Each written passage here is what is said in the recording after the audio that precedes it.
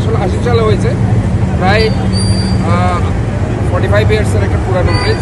এবং এটা কিন্তু আমাদের অলরেডি সেই কাজগুলো করার আমাদের একটা প্ল্যান আছে। এখন 20 ফিট আছে, এটাকে আমরা 60 ফিট আমরা করে দেব।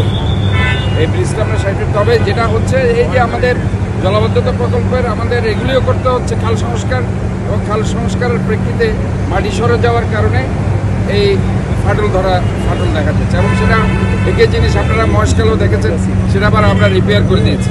এখানেও আমরা অনতিবিলম্বে এটা আমরা রিপেয়ার কাজ শুরু করব। আমাদের যে প্রকল্পগুলো চলছে সেখানে ব্রিজ এইটা না, শুধু পুরো ব্রিজটা আমাদের করে দিতে হবে, এবং এটা থেকে নিয়ে এটা প্রায় 60 ফিট আমাদের এই ব্রিজটা করতে হবে। এবং প্রথমে এইটা করবো, এটা পরে করবো।